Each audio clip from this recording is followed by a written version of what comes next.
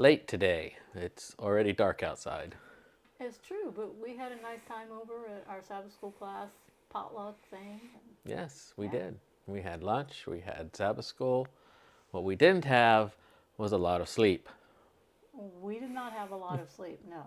Would you like to tell the studio audience why we didn't have a lot of sleep? Well, it was storming, Yeah. and the electricity went out.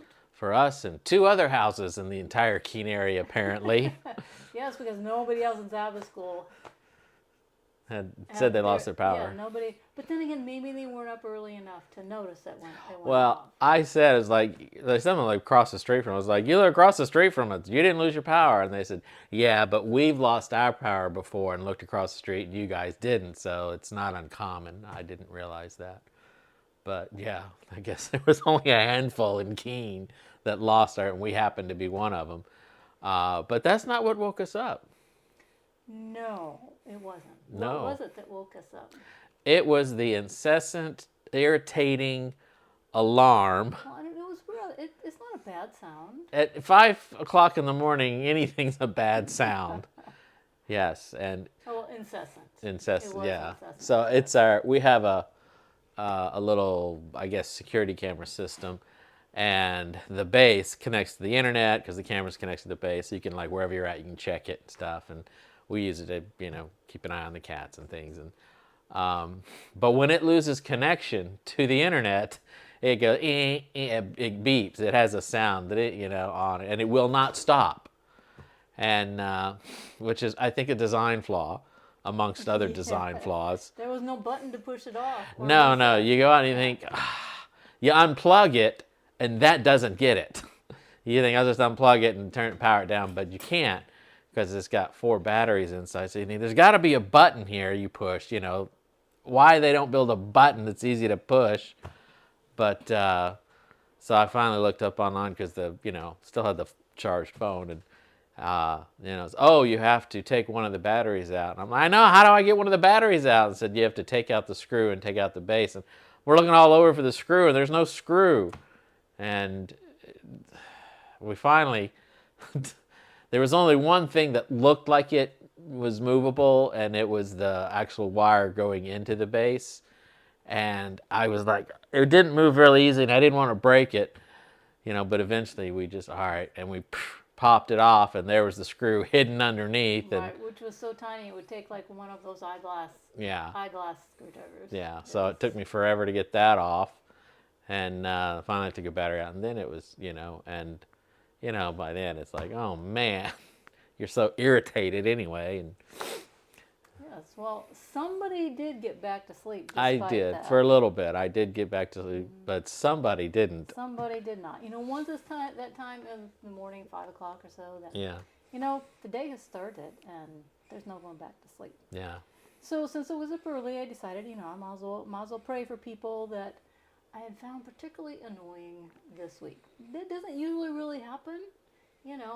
People come and go, they can be annoying, but it doesn't usually bother me like that. But this week was a couple of particularly annoying people.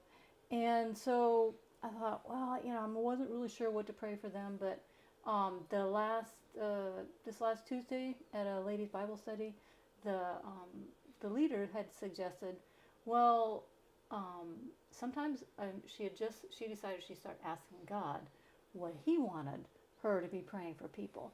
And I have done that in the past sometimes, but it's not been something I've stuck with on a regular basis. So I picked one of the people and I said to God, how do you want me to pray for this person?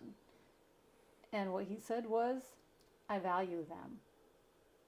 And you know what? I thought, it's not what I was expecting to hear.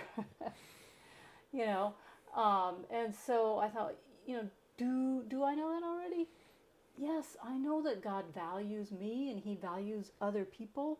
And yet, in the process of everyday life, like people being annoying, I can forget that. And so rather than continuing on, which maybe I'll do in the morning, I thought about that and I thought, okay, well, you know what? I value that person too. And then I started to think about all their good qualities. And I was like, wait, 1 second. Now you're way off track again, because God doesn't value us because of good qualities that we have. He values us because we're his children and he created us. And so he just loves us because of that, not because of all the good things that we are capable of doing. And so, once again, of course, I can forget that in real life. Yeah. And that kind of tied into a little bit of what we were doing in Sabbath school, is that we were talking about pride and humility today, and they were kind of getting to the, pride is the, they basically were taking it all back to pride, and, pride, the root of all evil, everything. And I was thinking, yeah, okay, but I think there's something deeper than just pride. Where does that pride come from? What sparks that pride? What, And you kind of ask the question, why the pride? And I just posited that I think, people can, it's easy to lose perspective, especially like from a Christian perspective. You look at the world, and the world is, one, what you're living out right in front of you and in the moment, and that's kind of where we get caught up in everything. And if something happens, like people irritate us, or some situation happens, we get angry at somebody, we're living in that moment. We're living in that point of time. And it's easy to lose the perspective of, life is bigger than the moment you're living in. It's important to stay present in the moment, but life is bigger than that moment. In fact, as Christians, we believe in the great controversy. And it's very easy to get so hyper-focused that, in this particular moment, this particular situation, this particular experience, and everything's right here. And I get all built up mostly one way or the other in that experience. And, you look at the person as the object of your anger, wrath, or frustration, or annoyance. And, the real perspective is God values everybody. Everybody's God's child, and it can be challenging to back up and think of that perspective. And, we talked about Lucifer, pride in heaven. And again, they kind of stopped there, was pride in heaven. I said, yeah, and I think that was his challenge as well, was he lost perspective.